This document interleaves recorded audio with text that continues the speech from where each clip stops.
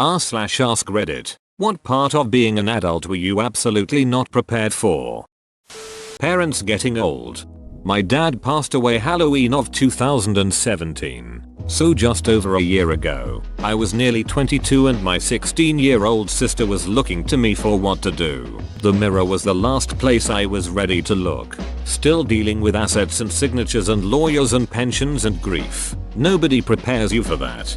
My grandfather passed last September and my mother was executor of the estate. She closed on the sale of his house this week. She literally said today that she is so glad it's over and she wouldn't want that responsibility again. She is 67 and retired, so she has handled everything without other demands like a job or college. Taking that on in your early 20s is absolutely massive. I hope it all settles soon and you can start to heal through the loss. Total respect to you. Having all my close friends slowly drift apart. Yep, this. All those board games collecting dust. I feel this. I got 2 board games for Christmas. I brought one to a party, and everyone said it was too hard. It was only hard because they didn't pay attention when I was explaining and re-explaining the rules. Then we played Cards Against Humanity, which can be fun. But honestly, that's what everyone plays at every party for the past 10 years. It's boring. The fact that my progress in life, emotional, mental and physical, is completely and wholly my responsibility. No one really pushes you to do the right thing. It's ridiculously daunting. This. If I don't motivate myself to do something, I'll never make any progress. When you're young you have parents, teachers, etc. to push you, but when you're an adult you have to do everything yourself. There's always something you have to do. Like even when relaxing there's things you really should be doing. Every time I'm trying to relax these days I feel guilty that I'm not doing something else. It sucks. I do ironing in front of the TV. Closest I get to relaxing. How quickly it happened. I am turning 27 this year, and I know that doesn't seem that old to many people, but in my head I'm honestly still about 19. Except my body doesn't feel like 19. It feels at least 119. It just seems to have flown by.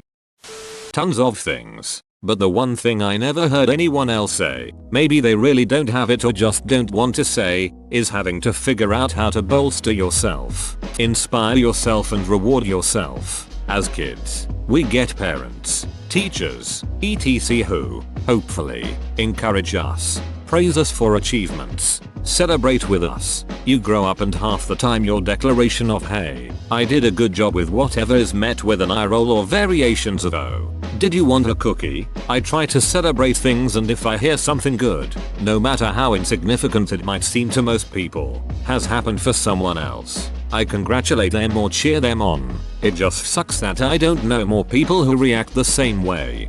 This is true. I was super disappointed that in adult life I get constant "you did X wrong" work faster from management and never ever hear good work when I go above and beyond.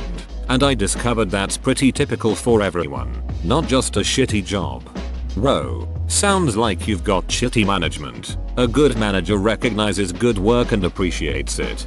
When I get the payment for a large project I'll reward myself with a really nice bottle of whiskey and a Lego set. Then once the kids are asleep I'll indulge in my rewards. Probably that fact that I still feel like a kid. Definitely don't have the sense of wisdom and maturity I expected. The sheer amount of bureaucracy involved in everything. Forms. They're everywhere. Form fears. That's how they get you. Anything you want to do in life, you've got to fill out a form. They've got forms for everything. You fill it out. T goes upstairs. And then they make you fill out a new form, just to confirm it was you who filled out the first form.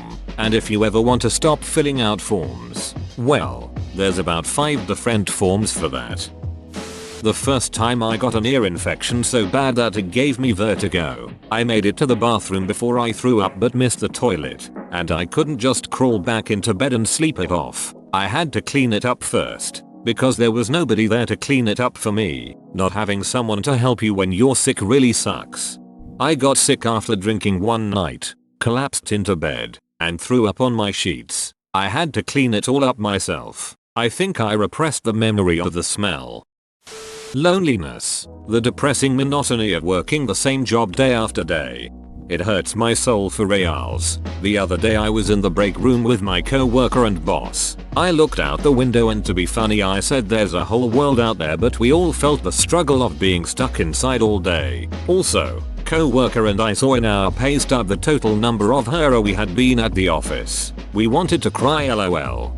Here's some real depressing math for you. Every 4.2 years you're employed full time you will spend one continuous year working. Not including the time spent commuting or getting ready for work. Paying attention to what makes healthy poops. I wish someone had taught me this years ago. Cries in Ibs. Imposter syndrome.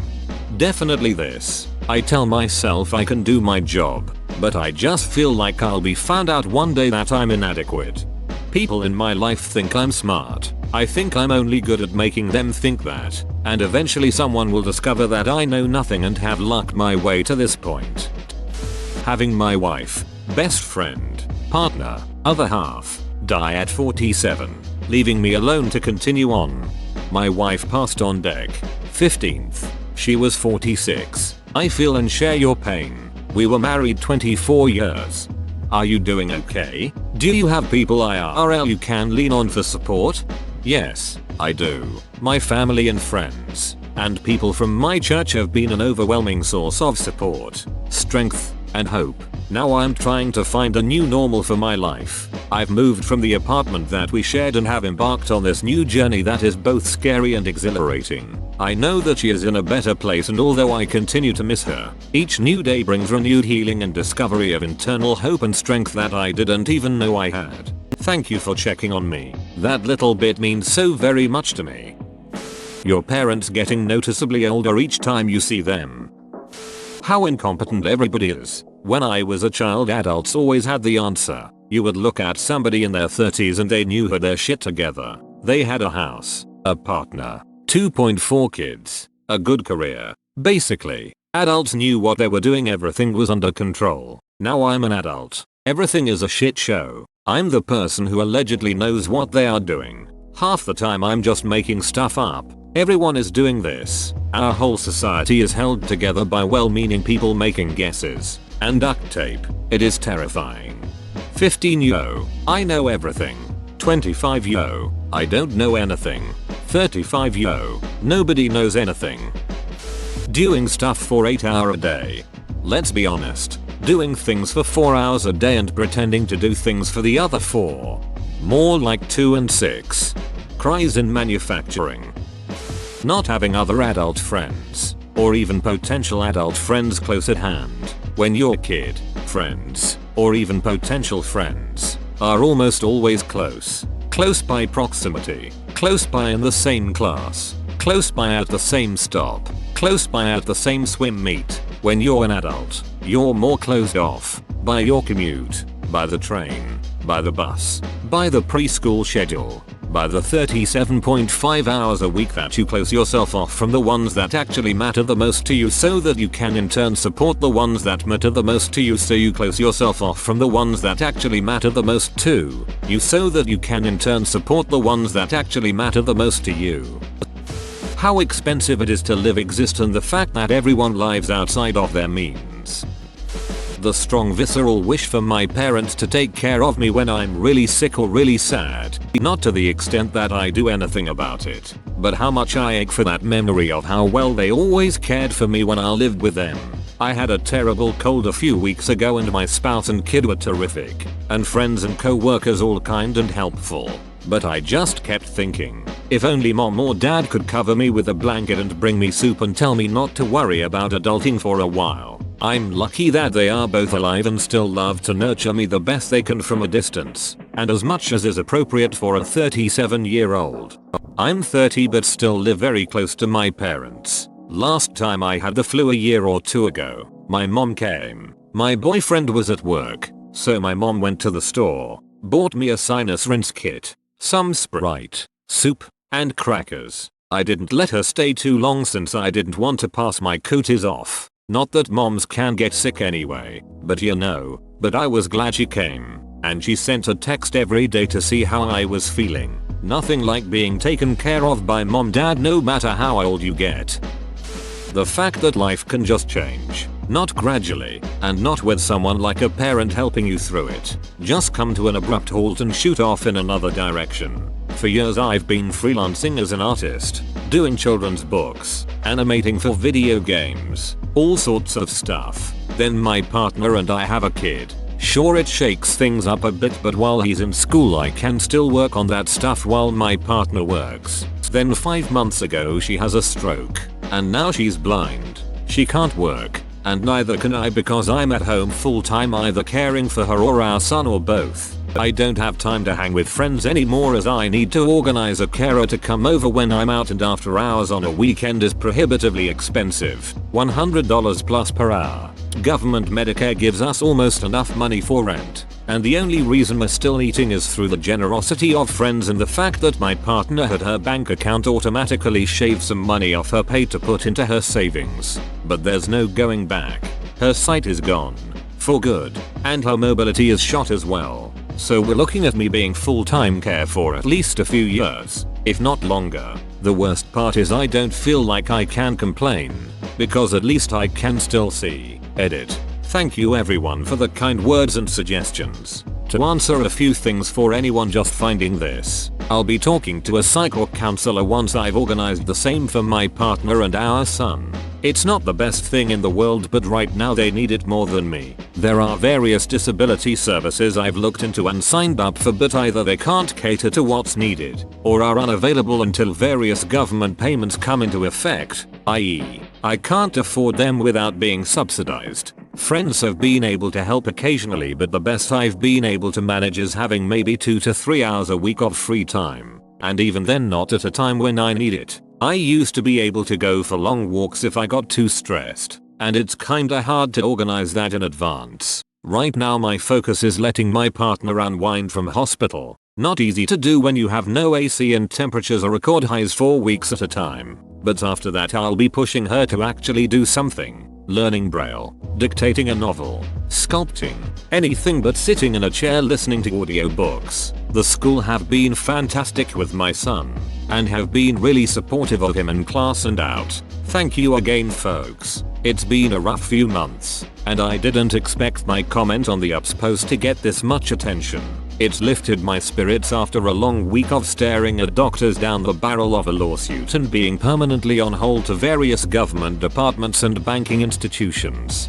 Please take good care of yourself too. This is my big fear, that a health issue will come along and completely derail the train of working every day, making money, keeping our home, sending our kids to college, etc. Kudos to you for caring for your partner. Being in charge of all my meals. I gained 40 pounds within like 6 months. Edit. For clarification, this was like 14 years ago when I started college, and the main culprits were the Chick-fil-A on campus and frozen food like pizza and corn dogs. I have the opposite problem, where I'm not eating enough because I can't afford and don't have the energy to prepare all my meals. I was not prepared for how much time goes into actually feeding myself properly. Don't have energy to cook because I have eaten. Haven't eaten because I don't have the energy to cook. Having a job I don't like but can't quit because it pays well and wouldn't be able to get the schedule and paid leave anywhere else. I always assumed all grown-ups had jobs they loved, found out what they wanted to be and lived happily ever after. That common quip about how money can't buy happiness? Bullshit. Yeah, this is a rich people line. Money doesn't buy happiness, but it does buy freedom from stress, which is pretty close. I think that's more about like it doesn't solve emotional turmoil. As someone once said, money can't buy happiness, but it's a lot better crying in a Benz. Being alone. If you don't have someone by the time you're in your late 20s, you will find yourself alone a lot. I'm 27 and rarely have someone to do stuff with. That sucks dude, but it's not always true. I'm 32 and meet with friends every weekend. You just have to put a lot more effort into keeping relationships with people. It is genuinely hard work but worth it to fight back the loneliness. Your path to independence is filled with the loss of people. There are people you sincerely care about that will just disappear because of distance and growth in different directions. When I was a kid, I was afraid of losing everyone to death just because that was such a set out end. Now, I'd say the older people in my life that I've maintained friendships kinda just sail off into the sunset, and it's a good final resolution. As people my age though, it just sometimes feels like whatever connection we had became meaningless overnight. You can contact them all you want. Try to fight for it as you can. But that's gone. That nobody gives a shit about you. Downside, nobody cares. Upside, nobody cares. The loss, everything goes. You lose friends, family, time, hobbies fall away, and things that once brought joy now take up space or get broken and has to be disposed of. Losing your sense of self. Losing sight of what you thought your life would be. Just loss. Cooking the stuff my mom makes with ease. It's not as easy as it looks and nowhere near as tasty. I'm learning though.